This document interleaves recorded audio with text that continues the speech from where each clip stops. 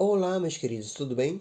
Aqui que fala o professor André Lima e estou de volta para dar continuidade ao nosso conteúdo. Nós já começamos a ver na semana passada a isomeria constitucional, isomeria plana. A gente viu que essa isomeria plana ela se divide em 5 tipos: a isomeria de cadeia, posição, compensação ou metameria, função e a tautomeria. Mas existem outras formas também de isomeria. E hoje a gente vai começar a ver justamente a estereoisomeria. A estereoisomeria, ela é também chamada de isomeria espacial, porque você vai ter que levar em consideração o arranjo tridimensional dessa molécula, da forma como ela é encontrada na natureza e não só na forma como ela é desenhada em uma lousa, por exemplo, ou no caderno, ou no livro. Tá? A gente vai ter que começar agora a analisar o arranjo tridimensional dessa molécula. Essa estereoisomeria configuracional, ela pode ser geométrica ou pode ser ótica. Em cada um desses casos aí, você vai ter apenas um único composto, apenas uma única substância na qual você vai desenvolver os isômeros. Essa é a principal diferença desse tipo de isomeria para a isomeria plana, para a isomeria constitucional. Na isomeria plana, você tem que ter pelo menos duas estruturas para poder comparar e encontrar a diferença entre elas. Lembram? Aqui não, aqui você vai ter apenas uma única substância e a partir dessa substância você vai determinar as estruturas dos isômeros. Vamos lá. Aqui tem alguns conceitos iniciais só para vocês entenderem ao longo do processo, tá? Enantiômeros ou antípodas ópticas são quando há uma relação de objeto e imagem, tá? Por exemplo, quando você se olha no espelho, você vê a tua imagem. Você seria o objeto e lá no espelho a tua imagem. Então, os dois, o objeto e a imagem, representam enantiômeros, quando há essa relação de objeto e imagem no espelho.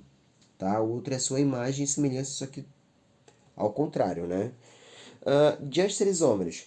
Quando você olha para o seu colega, por exemplo, ele não é a tua imagem, tem diferenças, tá? Então, quando não há essa relação de objeto e imagem, aí são chamados de diastereisômeros, ok?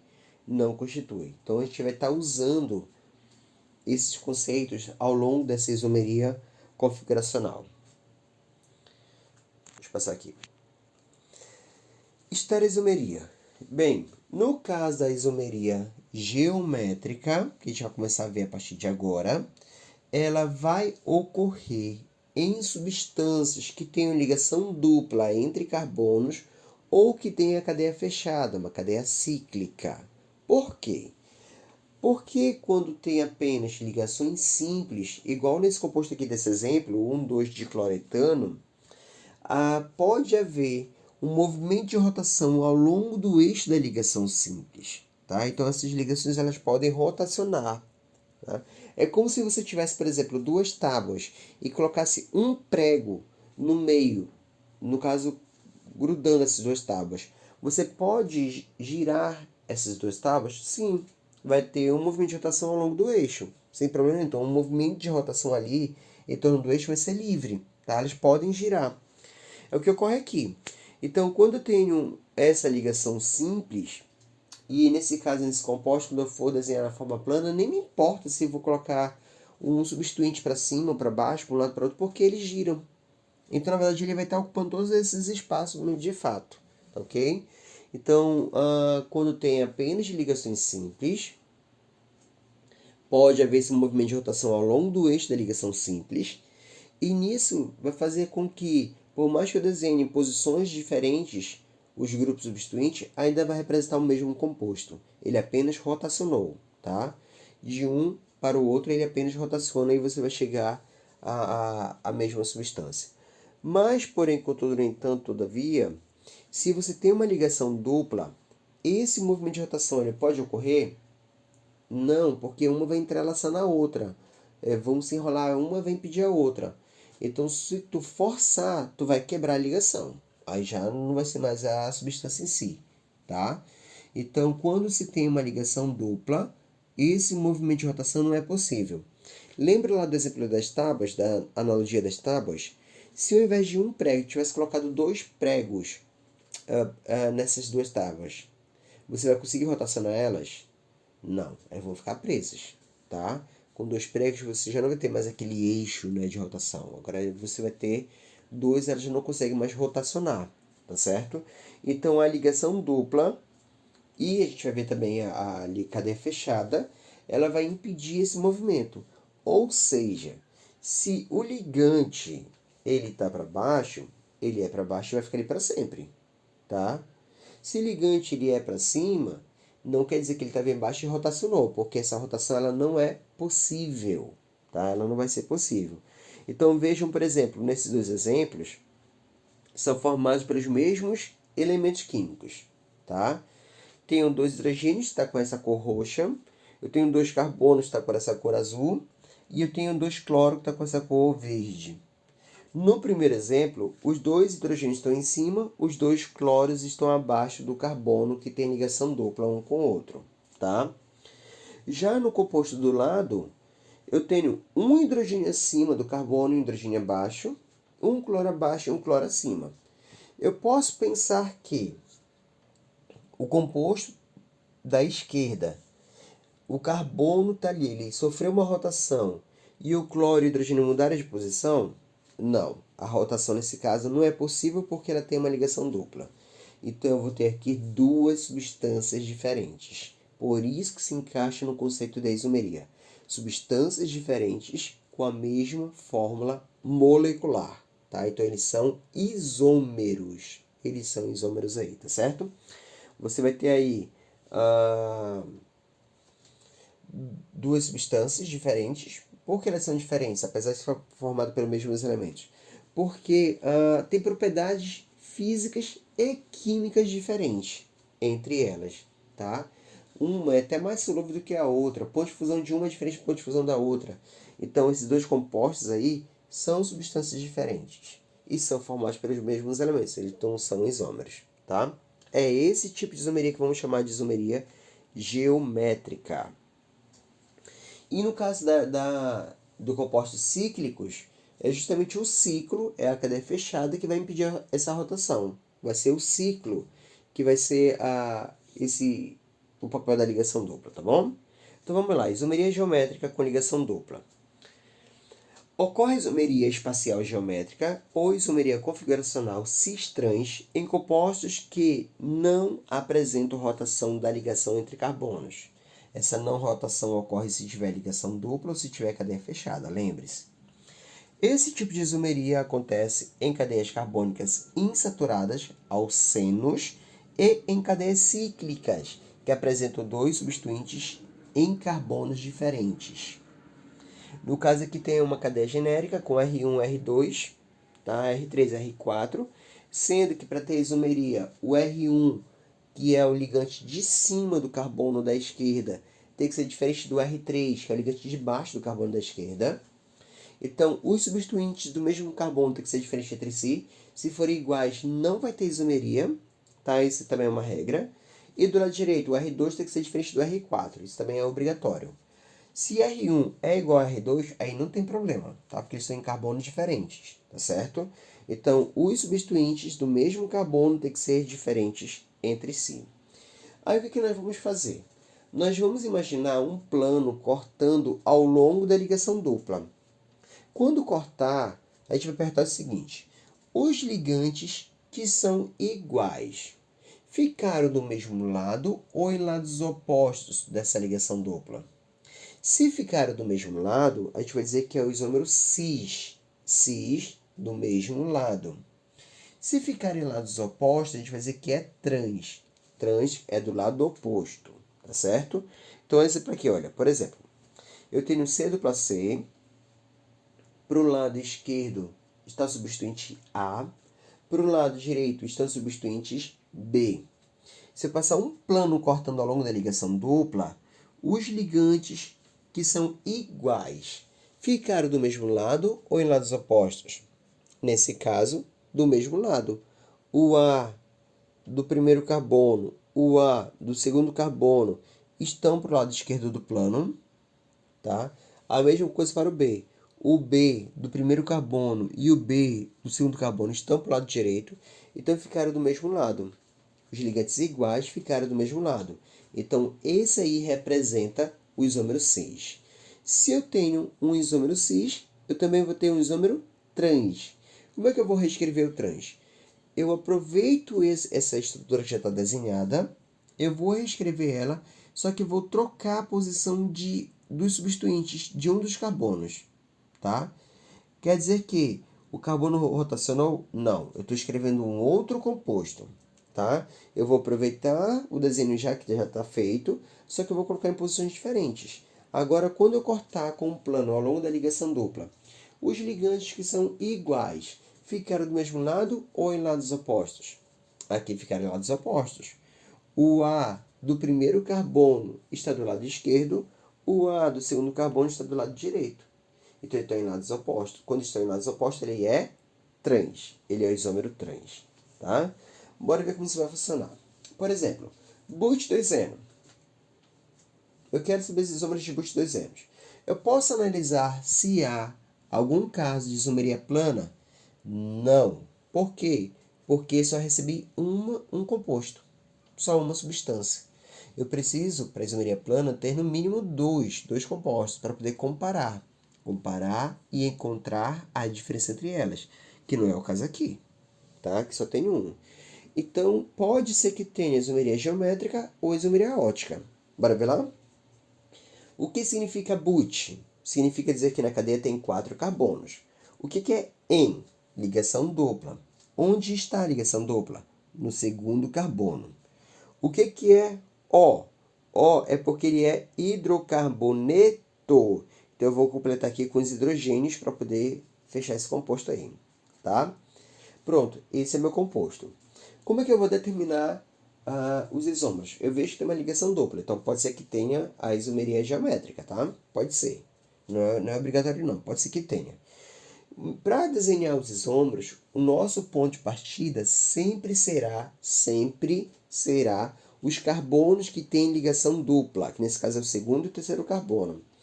Então, eles serão meu ponto de partida. Todo carbono com ligação dupla tem uma geometria trigonal plana, por isso que vai ficar C dupla C, uma ligação para cima e uma ligação para baixo. Tá? Sempre vai ser assim dessa forma. Ok? Bora ver aqui no carbono número 2. Quais são os substituintes? O que tem ligado no carbono número 2? Está ligado o carbono número 1 e está ligado um hidrogênio. E no carbono 3? O que tem ligado no carbono número 3? Está ligado o carbono número 4 e um hidrogênio. Agora, vamos imaginar um plano cortando ao longo da ligação dupla. E a pergunta é, os ligantes que são iguais ficaram do mesmo lado ou em lados opostos? Ficaram do mesmo lado. CH3 é igual a outro CH3, ficaram acima do plano. O H igual a outro H ficaram abaixo do plano. Se ficaram do mesmo lado, quer dizer que esse composto representa um isômero cis. Então, vai ficar cis, but, 2-eno. Se eu tenho cis, também vou ter o trans. Como é que eu desenho o trans? Reescreve essa estrutura, colocando em um dos carbonos os substituintes de posições diferentes. Então, a gente vai inverter a posição dos substituintes. Então, eu aproveito o desenho. Se eu coloquei CH3 em cima, o H embaixo, e eu quero fazer o trans, no outro carbono eu vou colocar o quê? O H em cima e o CH3 embaixo. Tá? Quando eu cortar aqui, os ligantes que são iguais ficaram do mesmo lado ou em lados opostos? Agora está em lados opostos. Se está em lados opostos, representa o isômero trans. Trans, but, 2-eno. Então, é assim que nós vamos fazer. A partir de apenas uma única substância, a gente vai determinar os isômeros. Aí sim, aceita a isomeria geométrica. Ok? A isomeria geométrica também vai ocorrer com compostos cíclicos. Aí, precisa lembrar.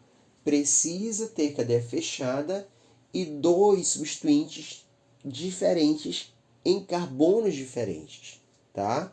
Então, tem que ter cadeia fechada e dois substituintes em carbonos diferentes. Aí tem esse exemplo aí. Veja que naquele carbono que está lá atrás, eu tenho hidrogênio em cima e hidrogênio embaixo. Então, vocês já viram que quando são substâncias iguais, não é possível ter isomeria nele, tá? Mas aqui nesses carbonos que estão aqui mais à frente, tem um cloro e hidrogênio, são substâncias diferentes. Aí sim é possível, tá? O que tu vai imaginar um plano cortando aí no meio, cortando esse anel, cortando esse ciclo entre esses dois substituintes. Quando esse plano cortar, os ligantes que são iguais ficaram do mesmo lado ou em lados opostos? Aqui está do mesmo lado, ele é o isômero cis. E do lado direito tem lados opostos, ele vai ser o isômero trans. E a gente vai continuar a mesma ideia.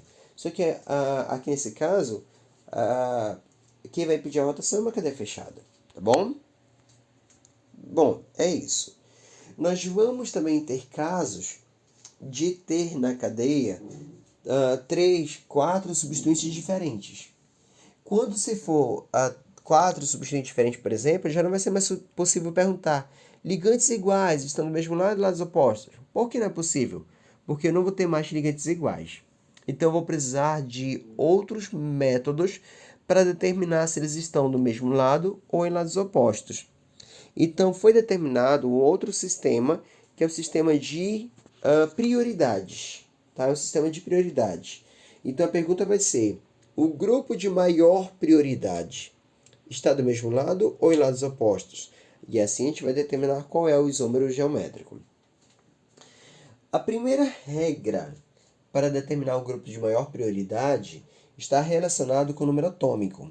Quanto maior o número atômico, maior prioridade, tá? Então você vai comparar os substituintes do mesmo carbono, tá? A concorrência vai ser entre os substituintes do mesmo carbono. Quem vai ter maior e quem vai ter menor prioridade. Aí o cara pensa o seguinte: bem, se está relacionado ao número atômico, quer dizer que eu vou ter que decorar o número atômico de todos os elementos da tabela periódica? Não. Por quê? Porque dentre os elementos que aparecem nos compostos orgânicos, o hidrogênio tem número atômico 1. Ele tem menor prioridade. Dentre todos os elementos, é ele que tem menor prioridade.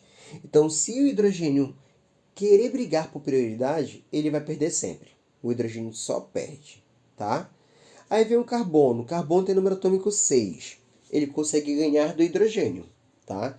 Mas aí, olha só, o nitrogênio é 7, o oxigênio é 8, o flúor é 9, o cloro é 17, o bromo é 35. Então quer dizer que o carbono consegue ganhar do hidrogênio só e perde para qualquer outro elemento que possa aparecer, tá? Agora você vai precisar dessa informação do número atômico se for entre cloro e bromo, entendeu? Aí se quando for elementos que você não sabe, daí precisa dessa informação. Mas tirando esses casos, o hidrogênio só perde, o carbono ganha do hidrogênio e perde para qualquer outro elemento. Aí já dá para poder desenrolar bastante isso aí, tá bom? No nosso primeiro exemplo, a gente vai ter um carbono de referência, que é o carbono central.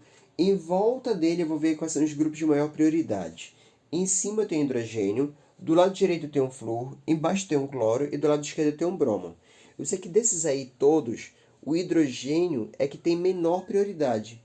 Entre 4 grupos, ele é o último. Tá? Ele vai ter menor prioridade, porque o número atômico dele é o menor. Aí sobrou cloro, bromo, flúor. Aí eu vou ter que consultar o número atômico. O bromo, que está do lado esquerdo, tem número 35.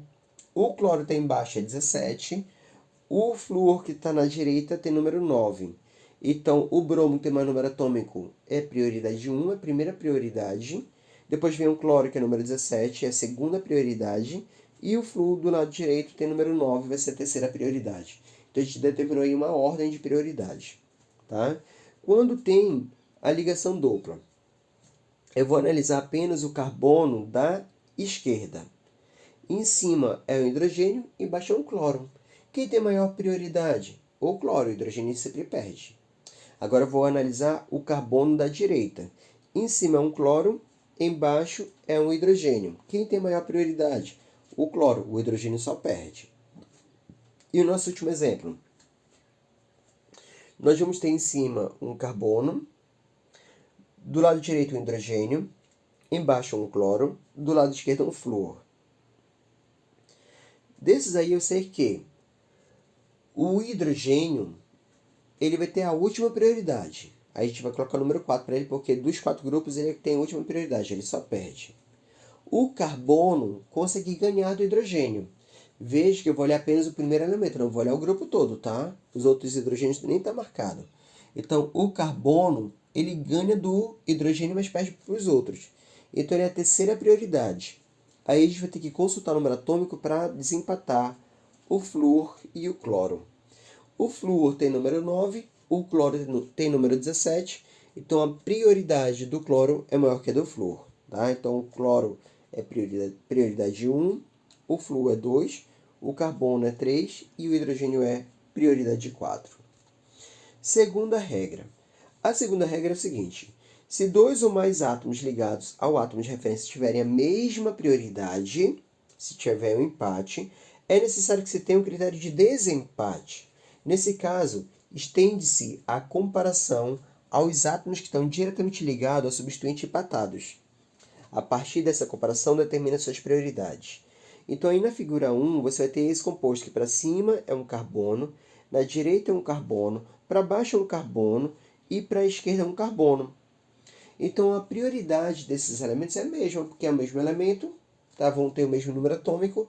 Então, essa primeira linha de elementos aí não decide, porque são prioridades iguais. Então, a gente vai ter que ver o próximo elemento. Para cima, quem é o próximo elemento? Hidrogênio. Para a direita, quem é o próximo elemento? Carbono. Para baixo, quem é o próximo elemento? Carbono. Para a esquerda, quem é o próximo elemento? Oxigênio. Então, aí já vou comparar essa segunda linha de elementos. Então, de cima perde porque é hidrogênio, tem menor prioridade, prioridade 4. O da esquerda ganha porque é oxigênio, aí é prioridade 1. Agora eu vou ter que comparar o da direita e o de baixo, porque deu carbono e carbono. Aí, de novo, vou ver o próximo elemento. Na direita, que é um próximo elemento, hidrogênio. Para baixo, que é um próximo elemento, carbono. Aí ganha. Então, aonde tem o oxigênio na esquerda é prioridade 1. Para onde tem os 3 carbonos em sequência para baixo é prioridade 2. Para onde tem 2 carbonos para a direita é a prioridade 3. Para onde tem um carbono e hidrogênio para cima é a prioridade 4. Tá? Então, quando essa primeira linha de elementos elas ficam empatadas, eu vou ter que ver as outras assim sucessivamente. Terceira regra. Caso tenha uma ligação dupla ou tripla, essas ligações, hipoteticamente, são replicadas para cada um dos átomos que estão participando dessa dupla ou tripla. Tá? Então, você vai ver aqui nessa figura, por exemplo, para cima você tem o hidrogênio, para baixo é um cloro. Já sabe que o hidrogênio tem menor e o cloro vai ter maior. Se eu comparar o lado esquerdo e direito, cada um desses lados tem 2 carbonos. Só que do lado esquerdo tem a ligação dupla e do lado direito tem uma ligação simples. Como é que a gente vai desempatar?